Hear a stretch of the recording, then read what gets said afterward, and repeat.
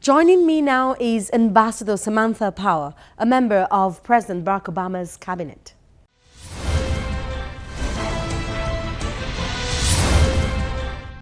You're welcome to the program. Great to be here. What would you say are the major challenges facing the northeast of Nigeria at the moment?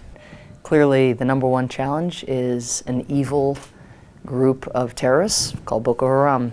And Boko Haram's threat is not only the daily threat that people feel that they might show up, that they might take your kids, that they might kill your husband, that they might burn down your home, but it's also the effects of Boko Haram are being felt so profoundly by internally displaced persons who can no longer man their land, they can no longer till the ground that they've tilled their whole lives. Their cattle are gone because Boko Haram has come and they have taken them.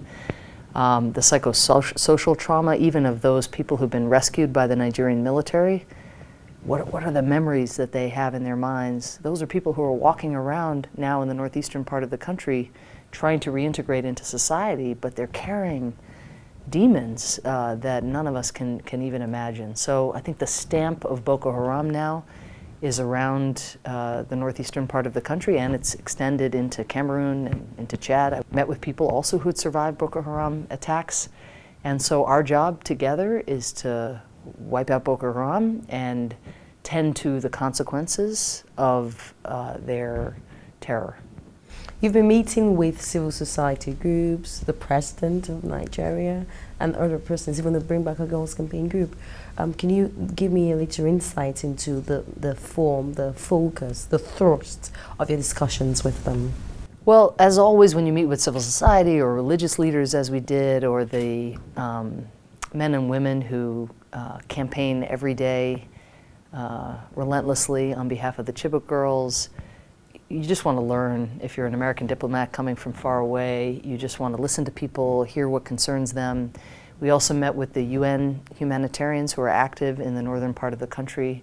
We're very interested in hearing about the state of the populace up there, because we have reports, very disturbing reports of starvation. Of the WFP, the World Food Program person we met with reported visiting one town in the northern part of the country where 3 children had been buried the day before, and they were planning to bury 5 the day that she traveled to the town. I mean, just this is the conditions up there, because the economy has shut down, are incredibly stark.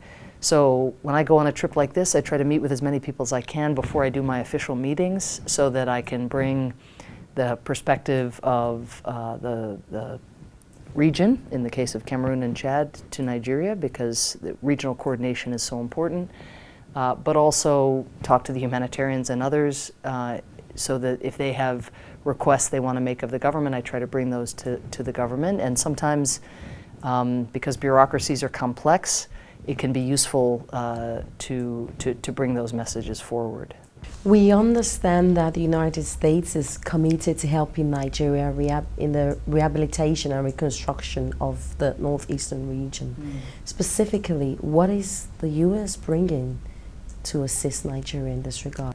Well, on this trip, I announced a $40 million new commitment, well over half of which is going to go to Nigeria, and that'll go to the humanitarian and development organizations that are active in the northern part of the country.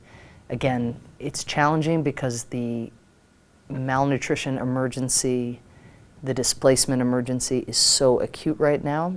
What ends up happening is a lot of the resources get channeled to just keeping people alive.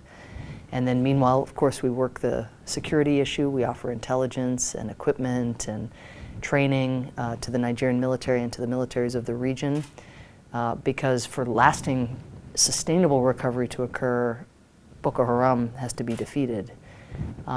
So I think we talked to the president a little bit about the importance of creating economic opportunity in the north, both because of the humanitarian circumstance. Economic opportunity means jobs and could allow people to get back to performing agriculture. But again, we have to simultaneously manage an acute emergency, even as we think about livelihoods and ensuring that people can get back to work. And all the while we do that, we have to defeat Boko Haram so as to deal with the source of the shutdown of the economy in the area. Most of what we've talked about is related to physical rehabilitation. What about psychological rehabilitation of those affected? What do you have to say in that regard? And are there any plans coming from the United States for that?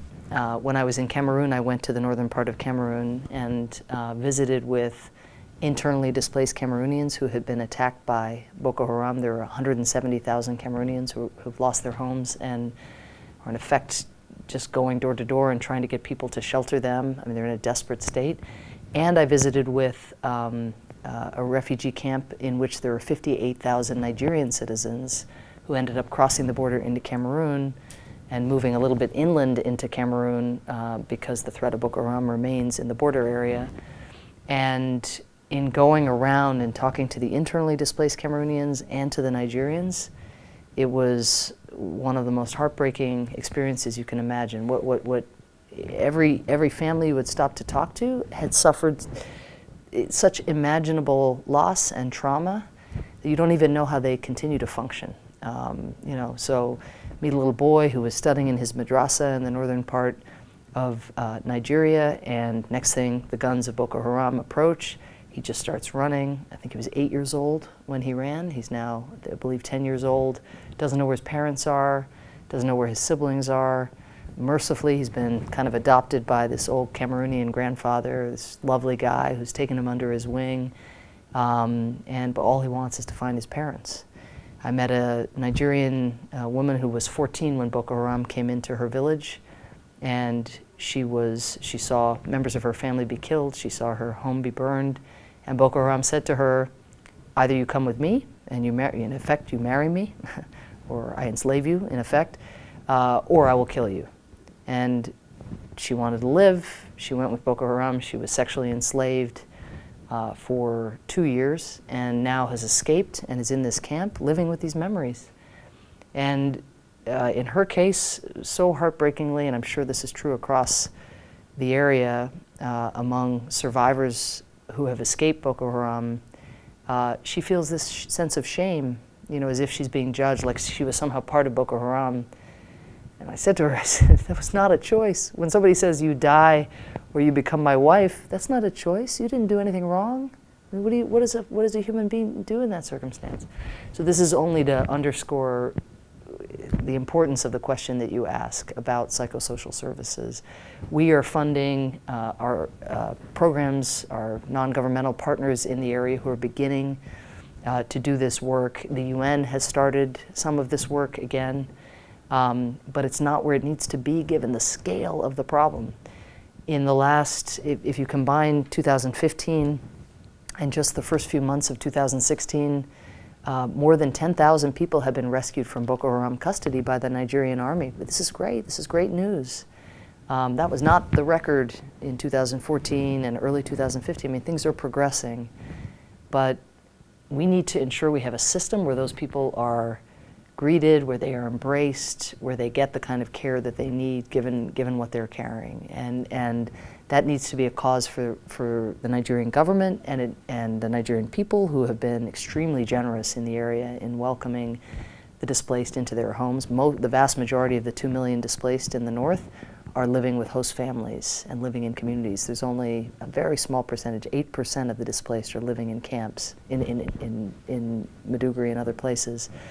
So the Nigerian people have a role to play, the Nigerian government, but we in the international community have to really up our game, I think, particularly as we start to succeed more militarily and more people come out and have these horrors defining, their last couple years of life. You've just been in discussions with the president. What's the tone coming from the presidency of Nigeria? I think the tone toward the United States is, as I put it in my meeting with him, the sky's the limit.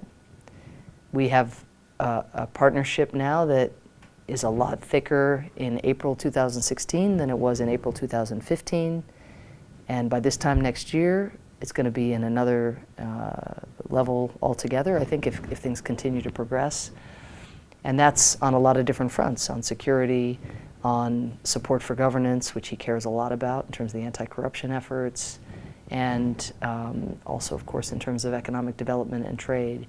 I think we have some reasons for optimism about the anti-Boko Haram military effort, but I think there was also an openness and a very constructive dialogue about the impossibility of defeating Boko Haram simply by using military means. Even if we train and equip and we've got great intelligence, fundamentally we have to root out the reasons in whatever parts of the country Boko Haram has appeal, so that youth aren't drawn to Boko Haram, so that if they hear that Boko Haram has got, a loan that they're willing to give them so they can start a business, or because they talk jihadi talk about, what awaits an individual in heaven, that those arguments just sound hollow to the people.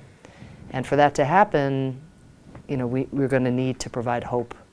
And right now, I think we're all dealing with an emergency, and we have to move from managing an emergency, which is going to require a lot more work, to moving to that next phase of creating a horizon for the people of a region that have suffered immeasurably. Okay, we'll go on a short break now.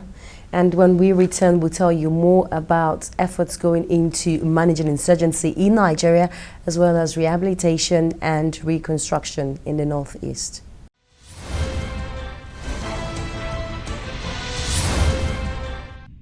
We're very, very optimistic, especially towards the end of the year and beginning of this year, that we'll be able to do this very, very quickly, and that people will go back to their homes very quickly. But I think that more information has moderated or modified our views as to how quickly we can do that. I think there's no question at all that we need to better secure all of those communities. There's a need also to demine farms in some cases. I mean, many of these farms have been mined, so it's very difficult for these people to go back and farm. So we need massive demining efforts in many cases.